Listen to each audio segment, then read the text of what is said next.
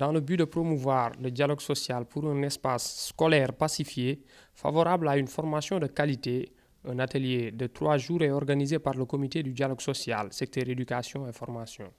On avait fait une rencontre avec les secrétaires généraux des syndicats qui nous a permis de procéder à une synthèse des accords qui ne sont pas encore, je dirais ça maintenant, je change de langage, pas de revendications, mais des accords non exécutés et d'intégrer aussi la partie nouvelle question. Nous avons fait une synthèse de ça après la rencontre avec les G. Maintenant, aujourd'hui, je crois que c'est ça principalement, concept de dialogue social, règlement intérieur, manuel de procédure, mais aussi le plan stratégique. Le bureau sortant que je dois saluer en passant avait dégagé un plan stratégique. Je crois qu'un plan stratégique, c'est une prévision qu'il faut chaque année essayer d'adapter, de contextualiser par rapport à la situation.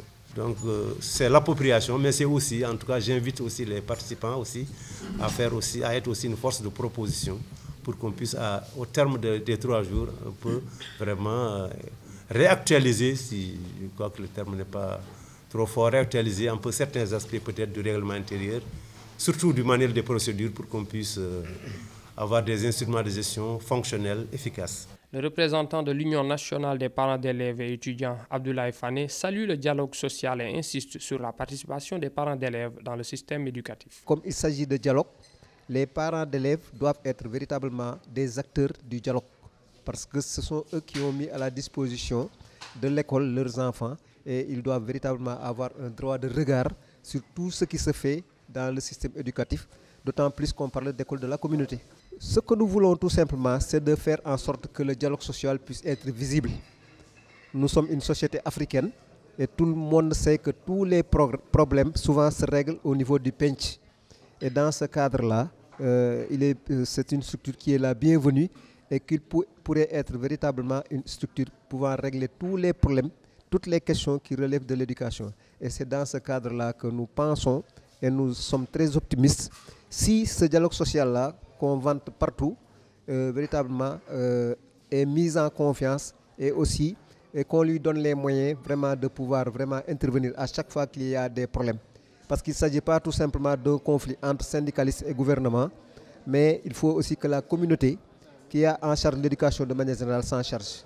Le président M. Mbaye Fall du syndicat autonome des enseignants du moyen secondaire du Sénégal nous clarifie davantage sur l'objet de cet atelier et comment envisager des solutions durables. C'est une rencontre qui intervient dans un contexte particulier, marqué par des perturbations, donc qui frappent de plein fouet le système éducatif.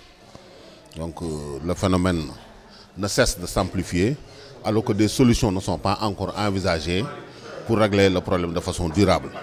Donc à ce niveau, nous considérons que le comité du dialogue social a un rôle fondamental à jouer, donc dans le sens de rapprocher les différents acteurs pour qu'une solution viable puisse être trouvée pour l'intérêt de l'école et des enfants. Donc nous considérons que pour y aller, nous devons avoir quand même le courage de nous regarder les yeux dans les yeux. Donc au nom de la vérité, au nom de l'intérêt des enfants, nous dire donc les vérités qui sied pour qu'ensemble nous puissions vraiment envisager de façon durable donc des solutions qui puissent épargner notre école de ces crises qui remettent fondamentalement en question les acquis, donc les efforts qui ont été déployés pour asseoir les conditions d'une éducation de qualité. Le président du comité dialogue social, secteur éducation et formation, Baba Oussenouli, est revenu sur les objectifs de cette rencontre. Le comité dialogue social, secteur éducation, en fait, il faut le comprendre comme la contribution du ministère de l'Éducation nationale à la mise en œuvre de la politique nationale de dialogue social au Sénégal. Ces objectifs, comme je l'ai dit, c'est la prévention, c'est le renforcement de capacité des parties prenantes et aussi la résolution des problèmes quand ils sont posés.